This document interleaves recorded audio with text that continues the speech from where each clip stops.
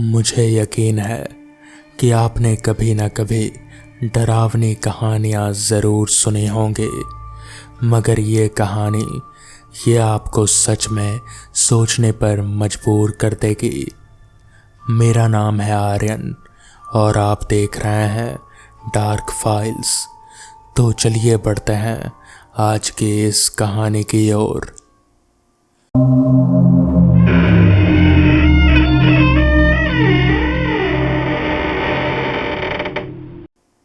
आसमान पर बादल थे मगर बारिश नहीं। वो किस्म की रात जब हवा भी सांस रोक कर चलती है और पेड़ों की पत्तियां भी बिना हिले खड़ी रहती हैं, जैसे कुदरत खुद किसी बात से डरी हो। अजय ने स्टीयरिंग पर हाथ कसा और हेडलाइट की रोशनी में सड़क को देखता रहा। सामने सिर्फ जंगल था, घना काला बेआवाज। NH-47 से मुड़कर जो कच्ची सड़क जाते थे वो रतनपुर इंडस्ट्रियल एरिया की तरफ। उस पर रात को कोई नहीं निकलता था। यही वजह थी कि शंकर साहब ने अजय को साथ लिया था। शंकर मेहता 50 साल के, गोल चेहरा, सफ़ेद होती कनपट्टियाँ और आंखों पर मोटे फ्रेम का चश्मा जो रात को उन्हें और कमज़ोर बना देता था। वो खुद कहते थे, अजय रात को मुझे कुछ नहीं सोचता यार, आंखें धोखा देती है। इसलिए अजय था भरोसेमंद, चुप्पा, तेज नज़र वाला। अजय खुद 30-32 साल का था। 5 साल से शंकर साहब की फैक्ट्री में काम कर रहा था। पहले मशीन ऑपरेटर, फिर सुपरवाइज़र। दोनों के बीच में जो रिश्ता था वो सिर्फ मालिक मुलाजिम का नहीं था, कुछ और भी था। शंकर साहब के बेटे जैसा, अजय के लिए बड़े भाई जैसा। उस रात का सफ़र ज़रूरी था। रतनपुर वाली ब्रांच में एक मशीन की डिलीवरी अटकी थी। कागजात में कुछ गड़बड़ थे और सुबह तक साइन करने थे। काम वहाँ के मैनेजर ने बोला था कि रात को ही आ जाओ, सुबह जल्दी नहीं उठना पड़ेगा। तो दोनों निकल पड़े। गाड़ी चल रही थी। जंगल के दोनों तरफ पेड़ थे, सागौन और महुए के, इतने पुराने कि उनकी जड़ें सड़क के नीचे भी फैली हुई थी। बीच बीच में झींगुरों की आवाज़ आती, फिर अचानक बंद हो जाती, जैसे कोई उन्हें चुप करा देता हो। शंकर साहब ने खिड़की का शीशा थोड़ा नीचे किया। यार अजय, इस रास्ते पर पहले कभी नहीं आया, GPS भी अजीब लग रहा है। अजय ने एक नज़र मोबाइल पर डाली। नेटवर्क एक बार था, एक बार नहीं। नक्शा रुक रुक कर चल रहा था। साहब सीधे चलते रहें, कोई मोड़ नहीं आएगा अगले 15 किलोमीटर तक। शंकर साहब सीट पर पीछे टिक गए और आंखें मूंद ली। और तभी अजय ने उसे देखा। पहले लगा कि कोई जानवर है, कुत्ता या हिरन, जो सड़क के किनारे खड़ा हो। मगर हेडलाइट की रोशनी जब उस पर पड़ी तो अजय का पांव ब्रेक पर चला गया। एक लड़की, सफ़ेद फ्रॉक जो घुटनों तक थी, बाल खुले, थोड़े उलझे, चेहरा रोशनी में पीला दिख रहा था। 8-9 साल की रही होगी। वो सड़क के किनारे खड़े थे और हाथ उठाकर गाड़ी रोकने का इशारा कर रहे थे, जैसे बड़े लोग लिफ्ट मांगते हैं। ठीक वैसे ही गाड़ी रुकी। शंकर साहब की आंखें खुली। उन्होंने शीशे से बाहर देखा। लड़की गाड़ी के पास आई। उसके पाँव में चप्पल नहीं थी, ज़मीन पर पत्थर थे, कांटे थे, मगर उसके चलने में कोई हिचकिचाहट नहीं थी। वो सीधे शंकर साहब की तरफ वाली खिड़की पर आई। उसकी आंखें सूखी हुई थी, रोई नहीं थी, या शायद इतना रो चुकी थी कि आंसू खत्म हो गए थे। उसने बताया कि उसके माँ बाप घर में लड़ रहे हैं। बहुत जोर से वो डर गई और घर से निकल आई। उसका घर पास ही में है, बस थोड़ा अंदर जंगल में। शंकर साहब ने अजय की तरफ देखा। अजय ने एक पल सोचा। रात के 11 बज रहे थे, जंगल था, बच्ची अकेली थी, नंगे पांव। उसे यहाँ छोड़ना मुमकिन नहीं था। बैठो। अजय ने पिछली सीट का दरवाज़ा खोला। लड़की बैठ गई। वो चुप थे। बच्चे जब डरे होते हैं तो या तो बहुत रोते हैं या बिल्कुल चुप हो जाते हैं। वो दूसरी तरह के थे। खिड़की से बाहर देख रहे थे, जैसे उसे रास्ता याद हो या जैसे उसे पता हो कि मंजिल कहाँ है। अजय ने आईने में उसे एक बार देखा। कुछ था जो सही नहीं लग रहा था, मगर वो समझ नहीं पाया क्या। लड़की ने बताया, बाईं तरफ मुड़ो, फिर एक पगडंडी आएगी, उस पर गाड़ी चली जाएगी, फिर एक पुराना बरगद आएगा, वहां से थोड़ा और आगे। शंकर साहब ने कहा, बेटा तुम्हारे घर पर फोन है? माँ को बता दो कि तुम आ रही हो। लड़की ने जवाब दिया, हाँ जी। मगर उसने कुछ किया नहीं। रास्ता संकरा होता जा रहा था। पेड़ करीब आते जा रहे थे। गाड़ी की रोशनी में पत्तियां चमकती थीं और फिर अंधेरे में चली जाती थीं। अजय को याद आया, जब लड़की गाड़ी में बैठी थी उसने दरवाजे को नहीं छुआ था। दरवाज़ा अपने आप बंद हुआ था। उसके मन को झटका लगा। रात का वहम था बस। बरगद का पेड़ आया, विशाल, पुराना। उसकी जटाएं जमीन तक लटकी थीं और उस अंधेरे में वो किसी बूढ़े का हाथ लगते थे, थामने को नहीं, रोकने को। यहाँ से थोड़ा और।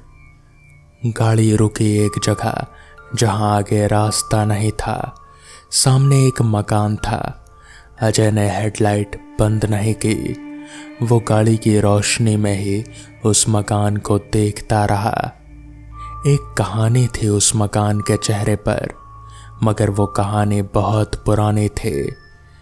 छत आधी गिरी हुई थी, दीवारें काली थी, ना पेंट से बल्कि किसी और चीज से।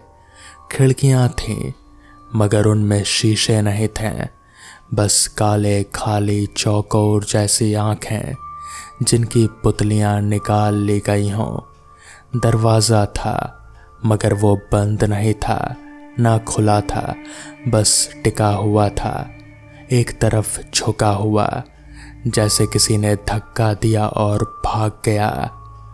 मकान के चारों तरफ घास उगी थी, लंबी बेतरीब, जैसे कई मौसमों से किसी ने काटी नहीं। और वो चीज़ जिसने अजय का गला सुखा दिया। मकान के बाहर एक मंदिर की तरह कुछ पत्थर रखे थे। उन पर अगरबत्ती के टुकड़े थे, जले हुए, पुराने, और एक छोटी मूर्त जो मिट्टी की थी और टूटी हुई थी। वो मकान में कोई रोशनी नहीं थी, ना कोई आवाज़, ना कोई झगड़ा। शंकर साहब ने पीछे मुड़कर देखा। पिछली सीट खाली थी। दोनों एक पल के लिए बुत बन गए। ना अजय ने कुछ कहा, ना शंकर साहब ने। गाड़ी का इंजन चल रहा था। उसकी आवाज़ उस सन्नाटे में बहुत बड़ी लग रही थी। पिछली सीट पर लड़की नहीं थी, दरवाज़ा बंद था। अजय को नहीं पता वो लड़की कब उतरी। बाद में याद करने की कोशिश की तो याद नहीं आया। बस इतना याद रहा कि वो मकान के सामने खड़ा था और शंकर साहब उसके पीछे थे। हेडलाइट की रोशनी में मकान का दरवाज़ा दिख रहा था। अजय ने उसे धकेला।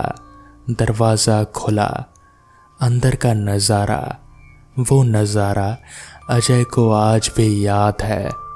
आज भी कभी कभी नींद में देखता है वो।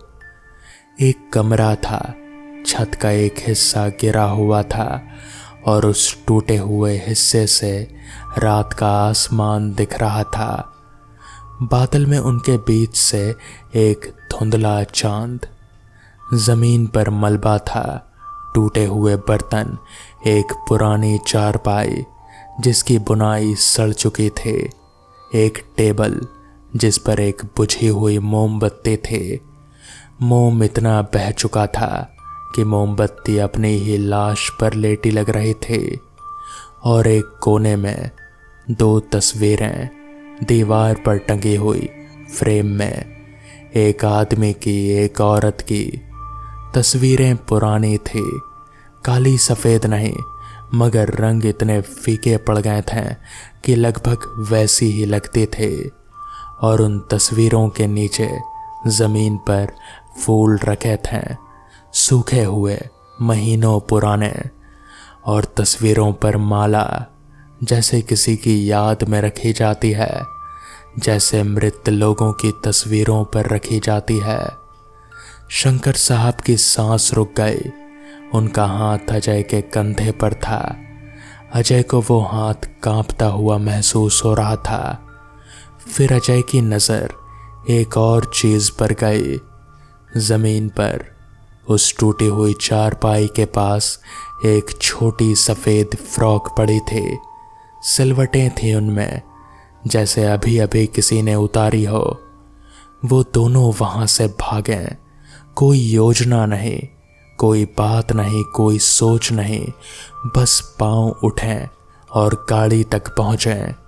इंजन स्टार्ट हुआ, गाड़ी पीछे हुई और वो जंगल, वो पगडंडी, वो बरगद का पेड़ सब पीछे छूटता गया।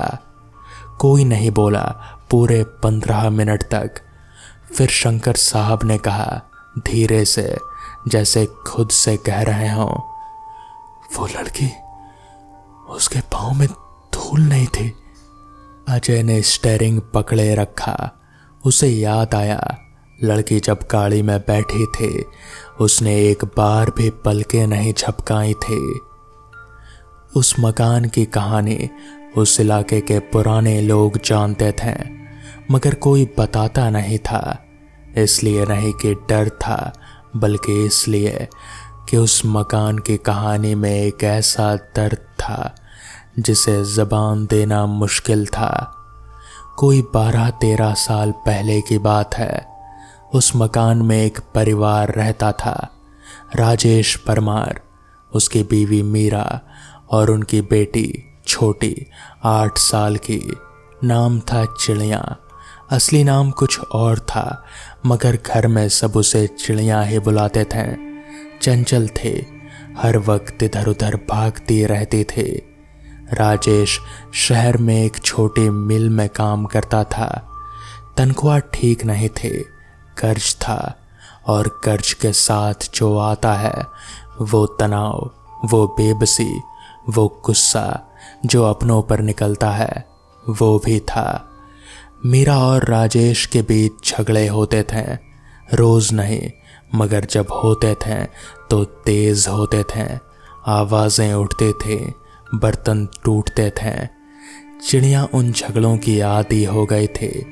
जब भी माँ बाप लड़ते वो घर से निकल जाती, जंगल के किनारे बैठती, पत्तियाँ इकट्ठा करती, तितलियाँ देखती, और जब घर में सब कुछ शांत होता तो वो लौट आती। उस रात भी यही हुआ था, मगर उस रात कुछ और भी हुआ। चिड़िया जब घर से निकली तब रात नहीं थी, शाम थी, मगर वो खेलती रही, वक्त का पता नहीं चला। जब उसे घर लौटना याद आया तो अंधेरा हो चुका था। रास्ता वो जानती थी, या सोचती थी कि वो जानती थी। जंगल में रास्ते रात को बदल जाते हैं। चिड़िया भटक गई। घर में राजेश और मीरा को पता चला तो दोनों निकल पड़े। झगड़ा भूल गए, सब भूल गए, बस बेटी थी और जंगल था। आवाज़ें दी, टॉर्च जलाई, इधर उधर भागे, मगर चिड़िया नहीं मिली। रात भर नहीं मिली। अगले दिन पुलिस आई, गांव के लोग आए।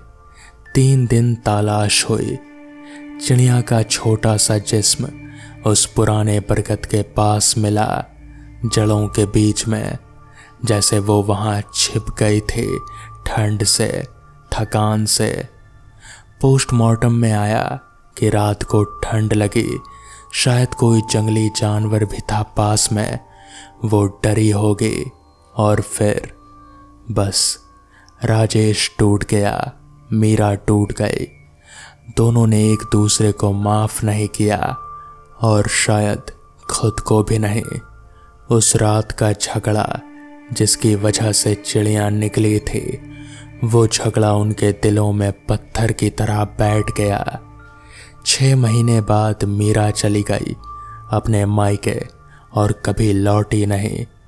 राजेश उसी मकान में रहा, अकेला, महीनों तक। लोग कहते हैं वो रोज रात को बाहर बैठता था, उसी जगह जहां चिड़िया बैठा करते थे, और बात करता था, खुद से नहीं, किसी और से। एक दिन वो भी नहीं रहा, मकान में बंद कमरे में मिला। कहते हैं दिल का दौरा पड़ा, मगर जो पड़ोस के गांव के एक बुजुर्ग ने कहा वो ये था, उसे चिड़िया ने बुला लिया। मकान बंद हो गया, मगर पूरी तरह नहीं, क्योंकि जो लोग उस रास्ते से रात को गुजरें, अकेले या किसी और के साथ, उनमें से कुछ ने वही देखा जो अजय और शंकर साहब ने देखा। एक छोटी लड़की, सफ़ेद फ्रॉक, बाल खुले, नंगे पांव, हाथ उठाए हुए। वो किसी को नुकसान नहीं पहुंचाती, बस उन्हें घर ले जाती है। शायद इसलिए कि उस रात वो खुद रास्ता भटक गई थी और कोई उसे घर नहीं ले गया, कोई था नहीं उसे घर ले जाने वाला। शायद वो सिर्फ ये जानना चाहती है कि घर का रास्ता अभी भी है। शायद वो सिर्फ ये देखना चाहती है कि कोई उसे ले जाएगा वापस उसी मकान में, उन 2 तस्वीरों तक, उस टूटी चारपाई तक, जहां उसकी सफ़ेद फ्रॉक अभी भी रखी है, इंतज़ार में। अजय अब भी उसी फैक्ट्री में काम करता है, मगर शंकर साहब ने NH-47 से मुड़ने वाले उस रास्ते पर दोबारा कभी गाड़ी नहीं चलाई। और अजय रात को कभी भी किसी भी सुनसान सड़क पर रुकी हुई किसी भी परछाई को नहीं उठाता, चाहे वो कितनी भी छोटी हो, कितनी भी मासूम लगे। तो दोस्तों, ये थी आज की पहली कहानी। कैसी लगी आपको ये कहानी, मुझे कमेंट्स में ज़रूर बताएं। तो चलिए बढ़ते हैं आज की दूसरी कहानी की ओर। रात काफ़ी हो चुके थे, बहुत देर। असीम की बाइक NH-19 से हटकर उस पुरानी सड़क पर आ गए थे जो शहर को उसके मोहल्ले से जोड़ते थे। वही सड़क जिसे लोग दिन में भी तेज चलते हुए पार करते थे। पार्टी में काफ़ी वक्त गुजरा था। दोस्त, शोर, रोशनी सब पीछे छूट गए थे। अब सिर्फ वो था, उसकी बाइक थी और वो सड़क थी। तभी इंजन खांसा, 1 बार 2 बार और फिर बंद। असीम ने किक मारी, कुछ नहीं, फिर मारी, फिर कुछ नहीं। उसने बाइक को सड़क किनारे लगाया और तब नज़र उठाकर देखा। ठीक उसके बाईं तरफ एक लोहे का गेट था, जिसकी जंग खाई सलाखों के पीछे एक बोर्ड लटका था। पेंट उखड़ चुका था, लेकिन अक्षर अभी भी पढ़े जा सकते थे। नगर पालिका शवगृह। उसने फ़ोन निकाला, नेटवर्क के 2 कांपते हुए बार। उसने दोस्त को कॉल किया, नहीं लगी। दूसरे को लगी, घंटी बजती रही। घर पर पिता को फ़ोन करने का उसने सोचा नहीं, पर अब सोचा। वो वहाँ कुछ नहीं हुआ। बैटरी थी, नेटवर्क था, पर शायद वो जगह नहीं थी जहाँ आवाज़ें पहुँचती हो। उसने बाइक को फिर एक बार किक मारी। कुछ नहीं, सड़क के दोनों तरफ खालीपन, एक भी गाड़ी नहीं। असीम ने आसमान देखा, बादल थे घने और चांद उनके पीछे कहीं दब गया था। हवा रुकी हुई थी, एकदम उस किस्म की चुप्पी जो शहरों में कभी नहीं आती, या फिर आती भी है कभी कदार। वो गेट के पास गया, ताला नहीं था, बस एक मुड़ी हुई सांकल थी। उसने खुद से कहा, अंदर नहीं जाना चाहिए, बस बाहर खड़े रहो। तभी उसे लगा कि अंदर कहीं रोशनी है, धुंधली पीली, जैसे कोई पुरानी ट्यूबलाइट जो मरते मरते जी रही हो। उसने सोचा शायद चौकीदार होगा। वो अंदर जाएगा, फ़ोन मांगेगा या मदद मांगेगा और निकल जाएगा। बस उसने सांकल हटाई, गेट खुला। उस वक्त तक सब कुछ नॉर्मल था।